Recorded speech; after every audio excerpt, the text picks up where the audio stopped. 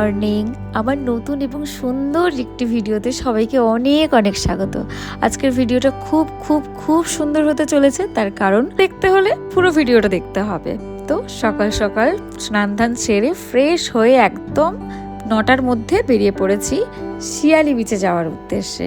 মামাবাড়ি থেকে অটো ধরে জাস্ট 2 ঘন্টার রাস্তা অতিক্রম করলেই সি বিচ। আর শিয়ালি সি বিচ যাওয়ার পথে বিভিন্ন সুন্দর সুন্দর বকেদের আড্ডাখানা, তারপর কাজু বাদামের গাছ, মানে কাজু বাদামের বাগানই বলা যেতে পারে, আর চিংড়ি মাছের ভেরি, এই সব কিছু পার করে সেখানে কিছু সুন্দর সুন্দর ভিডিও ফটো শ্যুট করে একদম সোজা চলে গেছি শিয়ালি সি বিচ। সময় তো নাজেহাল অবস্থা, আমাদের বেঙ্গলে যতটা না গরম তার থেকে দ্বিগুণ গরম এখানে। আর পিকনিক করার জন্য খুব সুন্দর জায়গা। আর এই যে বকেদের আড্ডাখানা, সুন্দর একটা ছোট্ট গ্রামের মাঝখান দিয়েই পৌঁছে গেছি সমুদ্র। আর সমুদ্র সৈকতের সামনেই রয়েছে তার লেস কুরকুরের দোকান। তো আমি এখান থেকে একটা আমার পছন্দ মতো ড্রিঙ্কস নিয়ে নিয়েছি, কারণ অনেকটা রাস্তা পার করে এসেছি। গরমে তো জলও নিয়ে আসতে ভুলে গেছি, প্রথমে একটু জল খেয়েছি, তারপর আমি আমার পছন্দের ড্রিঙ্কসটাই খেয়েছি, আর তার সাথে এনজয় করেছি সমুদ্রের ঢেউ। কাছে বেস্ট রিল্যাক্সিং এর জায়গা হচ্ছে সমুদ্র সৈকত। জলের এই আওয়াজটা শুনলেই তো আমার মন ভরে যায়। চলো তোমাদেরকেও শোনাই। তো ডিসেম্বরে গেছিলাম দীঘা, সেখানে খুব ভালো মতো এনজয় করেছি। তারপরে আবার অনেকগুলো মাস পরে চলে এসেছি শিয়ালি সি বিচ। বাড়ির সামনে যে শিয়ালি সি বিচ আছে সেটা তো জানতাম, কিন্তু কখনো আসা হয়নি। আজকেও আসার তেমন একটা ইচ্ছে মোটেই ছিল না, কিন্তু পুরোটাই মায়ের জোরে। সত্যি কথা বলতে মায়েরা যা বলে ভালোর জন্যই বলে, কিন্তু যদি না আসতাম আমি যে কি সুন্দর অ্যাম্বিয়েন্সটা মিস করে যেতাম সত্যি। এখন তো মনে মনে খুব পস্তাচ্ছি, যদি না আসতে চাইতাম কি যে মিস করতাম। মায়ের জোর করে আনাতে যে কি ভালো হয়েছে আমার, ভীষণ সুন্দর এনজয় করেছি আমি। বিশেষ করে বারবার ঢেউ আসছে আর ঢেউয়ের সাথে নিজের খেলা।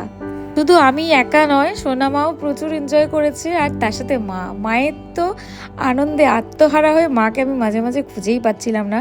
সমুদ্রের এ প্রান্ত থেকে ও প্রান্ত মা হাঁটাহাঁটি করছে। সমুদ্র ছেড়ে তো আমাদের যেতেই ইচ্ছে করছে না। কখন যে 2-3 ঘন্টা তিনজনে পার করে ফেলেছি এখানে নিজেরাই টের পাইনি।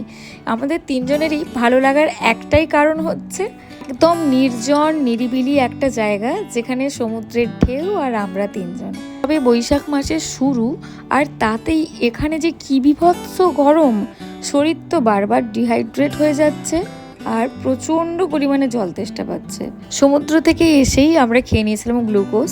তারপরে আস্তে আস্তে বাড়ির পথে রওনা দেওয়ার পালা। আর বাড়ির পথে রওনা দেওয়ার সময় আমরা ঢুকেছিলাম একটা শিব মন্দিরে। আর এই যে শিব মন্দিরের সামনে একটা দারুণ ফল, মানে ফুলই বলা যেতে পারে, মানে ফলের মধ্যে থেকেই ফুলটা বেরিয়েছে, নাগ ফুল বলা হয়। তোমরা কে কি বলো আমাকে কমেন্টসে অবশ্যই জানিও, আমার সঠিকটা জানা নেই। একটা সুন্দর অ্যাম্বিয়েন্সে পৌঁছে গেছিলাম, গ্রাম্য একটা পরিবেশ।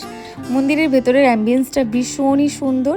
আর এই যে বটবৃক্ষ দেখতে পাচ্ছ, সেই বটবৃক্ষের মাঝখানে রয়েছে রাধাকৃষ্ণ মন্দির, মানে এ এক অলৌকিক ঘটনার মতো।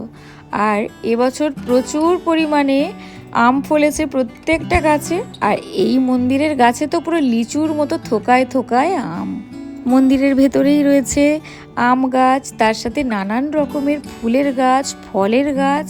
যেদিন থেকে উড়িষ্যায় এসেছি সেদিন থেকে আমার চোখে যেটা পড়ছে, প্রচণ্ড পরিমাণে যেখানেই যাচ্ছি আম গাছ দেখতে পাচ্ছি, তাতে থোকায় থোকায় লিচুর মতো আম ঝুলে রয়েছে।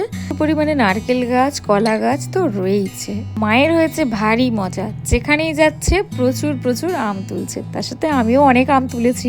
পরিমাণে আম তোলার পর আমরা চলে এসেছি অবশেষে লাঞ্চ করতে। মাছে ভাতে বাঙালি, নিরামিষের দিনগুলো বাদ দিয়ে লাঞ্চের মেনুতে মাছ তো থাকবেই। বেলা হয়ে গেছে, তো চলো ঝটপট করে লাঞ্চটা কমপ্লিট করে নিই। আর হ্যাঁ, আজকের মতো ভিডিওটা আমি এখানেই শেষ করছি। তাড়াতাড়ি তোমাদের সকলের সাথে আবারও কথা বলতে আসবো নতুন কোনো ভিডিও নিয়ে। ততক্ষণের জন্য সকলে খুব ভালো থেকো, টাটা।